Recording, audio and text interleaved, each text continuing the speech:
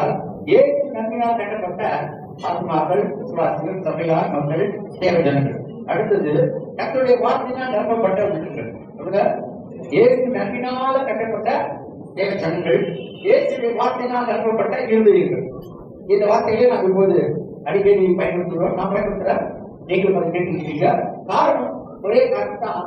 இப்போதெல்லாம் நமக்கு ரொம்ப ஒரு சத்தான போராட்டம் எதுனா வேதம் தான். ஆகாரம் சரியான ஆகாரம் தான் வேத வசனம் தான். வேற நமக்கு எதுவுமே ரெண்டாவது தான். நமக்குரிய ஆவிக்குரிய ஆகாரம் எப்படி பண்ணா only the Bible word of God. Hallelujah. அதனாலதான் நம்ம இந்த காரியங்களுக்கு வார்த்தைகளை நான் இப்போது வெளிப்படுத்துகிறோம். மீண்டும் கர்த்தருடைய அன்பினால் நிரப்பப்பட்ட தேவ ஜனங்கள், ஆத்மாக்கள், சகோதரர்கள், சகோதரர்கள். இரண்டாவது அவருடைய வசனத்தினால் நிரப்பப்பட்ட உள்ளங்கள். அவருடைய வார்த்தையினால் நிரப்பப்படுகிற, கிரகித்துக் கொள்கிற, உணர்கிற, சிந்திக்கிற இருதயங்கள். வசனத்தினால் நிரப்பப்படுகிற இருதயங்கள். வேற எந்த காரணத்தாலும் இருதயம் பாரமடையக்கூடாது, பெறப்படக்கூடாது. வேற தேவையில்லாத மனதில் இருக்கக்கூடாது. நமக்கு தேவை கர்த்தருடைய வார்த்தையினால நிரப்பப்பட்ட ஒரு இருதயம் என்று நாம் இந்த வார்த்தையை பயன்படுத்துகிறோம். அதுவே நம்முடைய வாழ்க்கையை நாளை நிச்சயமா ஆசிரியப்படுறோம்.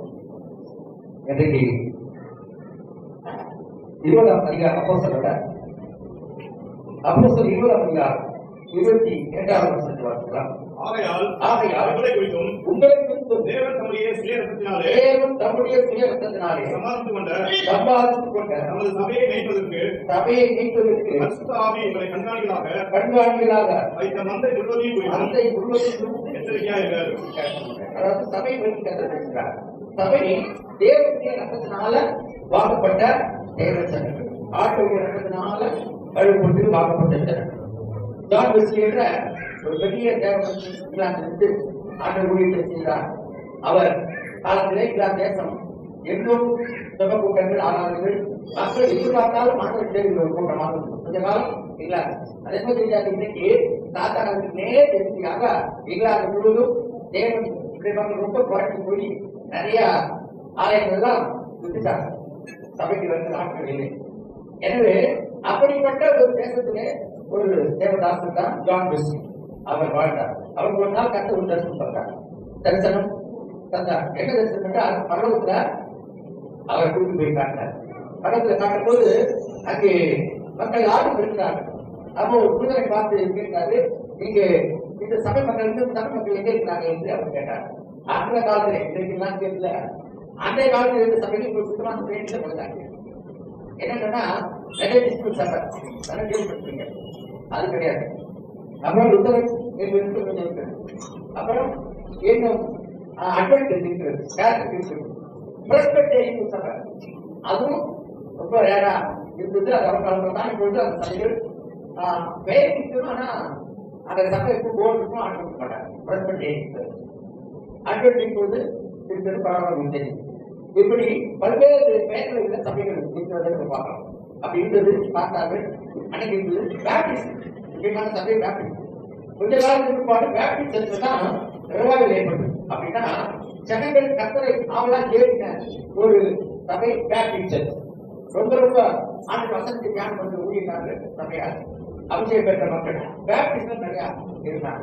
நம்முடைய வெளியிடா கூட பேப்டிஸ்ட் தான் அகில உலக பார்த்துல பேப்டிஸ்ட் தான் அகில உலகத்துக்கு பெரிய சிகிச்சைக்காக அறிமுகப்படுத்தப்பட்டாங்க.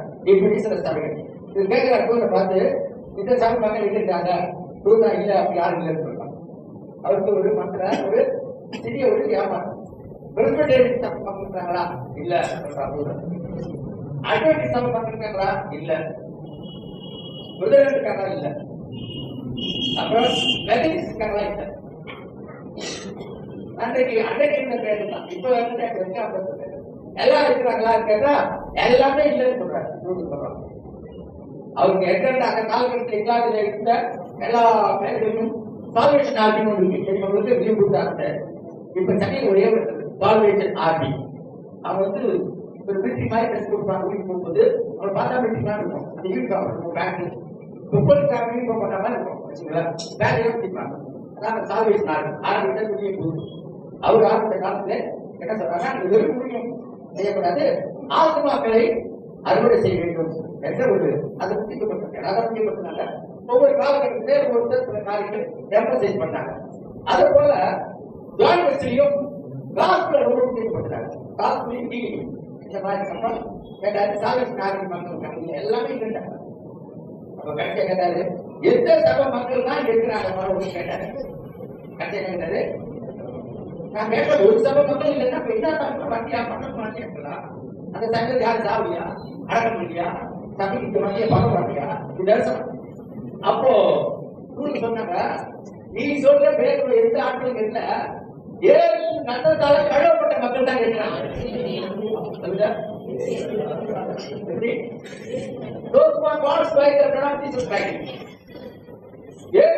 ரத்தத்தால கழுவப்பட்ட மக்கள் தான் இருக்கிறாங்க. அப்போ யாரு அங்கே அவர் கிடைத்த சான்ஸ் அவர் ரொம்ப பெரிய ஒரு அதிர்ச்சிக்குள்ளாகி அப்பதான் கண்டுபிடிச்சாரு, இயேசுடைய ரத்தத்தின் வளர்ந்துதான் இந்த வளர்ந்துல சிறந்த நிவாரணத்தை கொடுக்கக்கூடியது. அதனால் ரட்சிக்கப்பட்ட கூட்டமே தேவராஜ்யத்துக்கு வரும். அப்போ இயேசுவின் ரத்தத்தால் அவருக்கு முன்னாடி முன்னாடி போகணும் வீட்டில் இருக்கிறது. கவனிங்க, மறுபடியும் படிங்க. உங்களை குறித்தும் ஆகையால் உங்களை குறித்தும் புதிய ரத்தத்தினாலே சம்பாதித்துக் கொண்ட மேய்ப்பதற்கு உங்களை மந்தை முழுவதும் குறித்து எச்சரிக்கையாக. அவர் சொன்னது, பரிசுத்த ஆவியானவரால் மீட்கப்பட்ட நீங்கள் சபையார் வேத போதத்திலே கர்த்தருடைய வார்த்தையிலே வசனத்திலே ஆவிக்குரிய விஷயத்திலே நீங்கள் ஜாக்கிரதை உள்ளவர்களாக இருக்கிறது சொல்றாரு. எச்சரிக்கை என்றாலும் ஜாக்கிரதை என்றாலும் கேட்கக்கூடிய ஒரு அர்த்தத்தை குறித்து சொல்றாங்க. சொல்றாரு, பவுல் எழுதுகிறார், சபையை குறித்து நீங்கள் மிகவும் கவனமாக இருங்கள். அது எப்படிப்பட்டது? சில ரத்தத்தினால் சம்பாதித்த சபை காரியத்தை கவனிக்க வேண்டும். அதே போல அந்தந்த சபை உருவாக்குறாங்களோ செய்கிறாங்களோ அந்தந்த சபை மக்கள் அந்தந்த சபையிலிருந்து ஆண்டுடைய காரியங்களை கவனிக்க வேண்டும். ஒருவேளை ஆண்டவர் நடத்தும் போது ஜெயிப்படும் போது நம்ம என்ன பண்ணலாம்? கர்த்தர் நடத்துறது செய்யலாம். ஊழியக்காரு நிறைய பேர் திரும்பி ஆண்டு அடையை சொல்றாரு. அது ஜெபம் பண்றாங்க, அடையை பார்க்கிறார். ஆண்டு ரொம்ப கவனம் பண்ணி அதான் பண்ணி இல்ல அவர் பலாசத்தான் முடிவு செய்திருக்காரு. நான் பலாசத்தை உறுதி செய்யறேன், பலாசத்தை உறுதி செய்யறேன். அதான் தனியை கற்றுக்கிட்டேன். ஆனா ஆண்டு சொல்லி வடக்கியா போச்சு பீகாருக்கு குறிப்பா பிக்காரு. நீ பீகாருக்கு தான் போட்டு சொல்கிறார். ஆனா பீகார் போட நீ வெளியே ஆண்டவர் நடத்தும் பொழுது அது நம்முடைய மாம்சத்திலே இருக்கிறது. நம்முடைய மாம்ச பிரகாரம் செய்கிற செயல்கள் முடியும். மாம்சத்தின்படி நாம் எண்ணுகிற எண்ணங்கள் நல்ல முடியும்.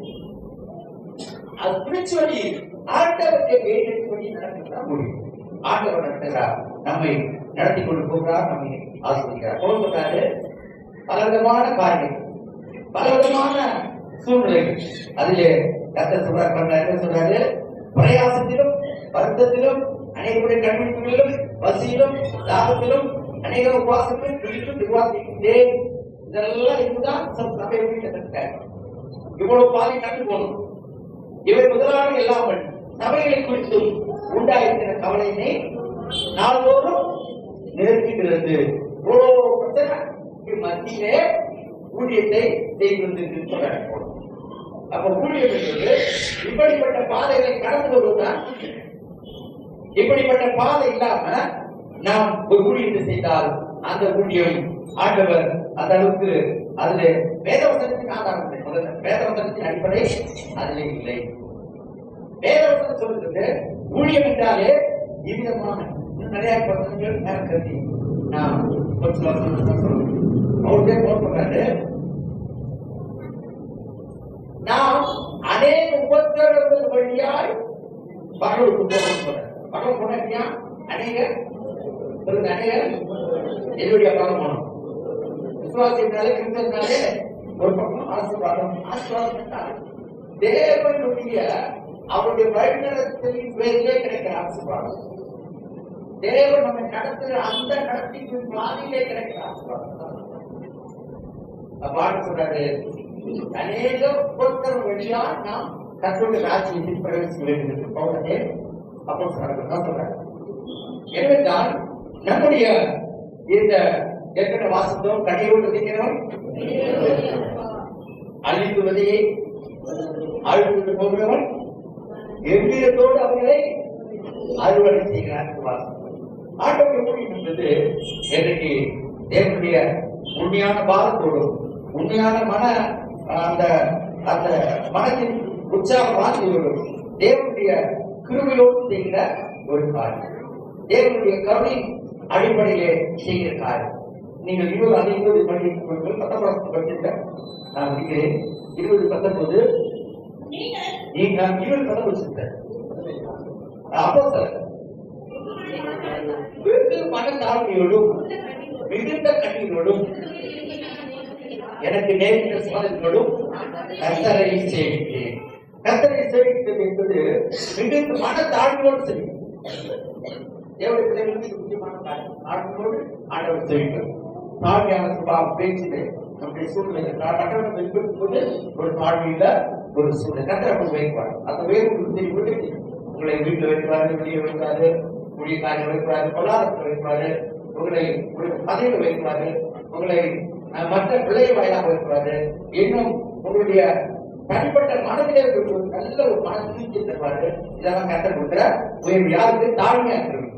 அப்புறம் மிகுந்த கண்ணீரோடு எப்ப சொன்னா சாதாரண அந்த வசனத்தை ரொம்ப பாரம் ஏதோ சொல்லும் அப்படிங்க அந்த உள்ளத்தின் ஆழத்திலிருந்து அது அவருடைய ஊழியத்தில கர்த்தர் அவர் கொடுத்திருக்கிறார். இதை கூட நம்முடைய நேர தேவ ஊழியர்கள் இப்படிதான் ஊழியம் செய்யறாங்க. இந்த பாதையில தான் போயிட்டு இருக்காங்க. அப்புறம் தீமையான யோசனைகளா எனக்கு நேர்ந்த சோதனைகள், பலவிதமான சோதனைகள், இவைகளுக்கு நான் கர்த்தரை சேவித்தேன். அப்புறம் அடுத்து சொல்றாங்க, பிரயோஜனமானவர்களை மறைத்து வைக்காமல் வெளியரங்கமாக வீடுகள் தோறும் பிரசங்கித்து உபதேசம் பண்ணி மனதில் பதிக்கின்றும் விசுவாசத்தை குறித்தும் இளைஞர்களுக்கு சாட்சியாக அறிவித்தேன். எல்லாருக்கும் மனதிருவதை குறித்து சாட்சியாக அறிவித்தேன். ரொம்ப அற்புதமான படிக்க முக்கிய தேவி சாப்பிடறாங்க. இங்க தேர் எப்படி தேர் எடுத்து தேர் சாப்பிட்டா தேர் குழந்தை என்ன அவ்வளவு தேர் ஆனா கையை மட்டும் உண்மை அந்த சம்பளம் செலவு தான் சாப்பாடு கையை கழிக்கலாம். ஆனா அந்த தேனை ஒரு சின்ன விட்டு கூட முடியாது. அதனால கையை எடுப்பாங்க. அதனால தேவனுடைய வார்த்தை தேனிலும் தெளிதேனிலும் மது தலைவலியா சொல்லுங்க. தேனிலும் தெளிதேனிலும் மதுரம் உள்ளது. அதான் வார்த்தை. அந்த வார்த்தை நமக்கு எனவே பிரியமானது இப்படிப்பட்ட ஒரு ஊழியத்தை பவுல் செய்ததாக கல்வியாக சொல்றார். நான் கர்த்தரை எல்லா சோதனைகளிலும் கர்த்தரை செய்தேன், அதுக்கு சாட்சியாக அறிவித்தேன், கர்த்தருக்கு சாட்சியாக அறிவித்தேன். எனவேதான் ஊழியத்தின் இந்த நம்முடைய பாதைகளிலே சபையார் ஒவ்வொருவரும் இப்படிப்பட்ட பாதை தான் தெரிந்து கொள்ள வேண்டும். ஆண்டவருடைய நாமத்தினாலே பாரம்பரியம் செய்ய முடியும், கண்ணீரோடு செய்ய முடியும். ஒரு தீர்மானிக்கப்பட்ட முடியும். சொல்றார் ரோமன்ல என்ன வந்தாலும் மீட்போர் யார் இருக்கிறார் அந்த மாதிரியான உள்ளவர்கள்.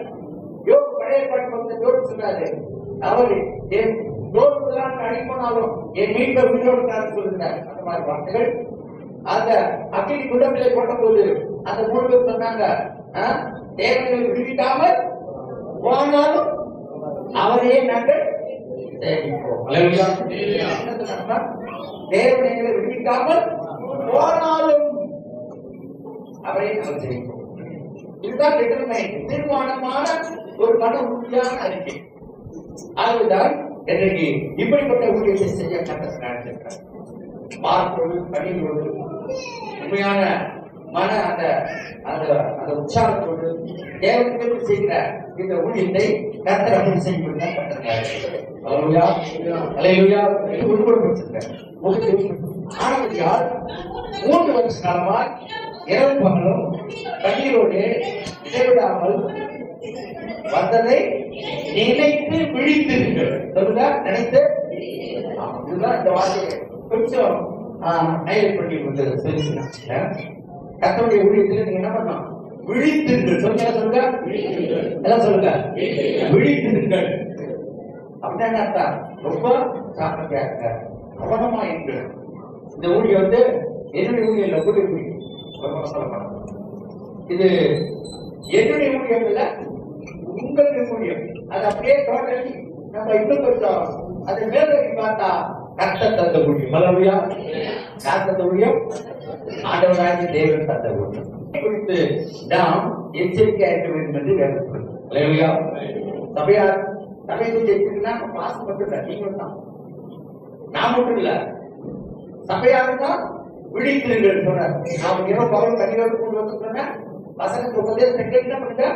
விழித்திருங்கள், விழிப்பா இருக்கு சொல்றார், கவனமா இருக்கு சொல்றார்.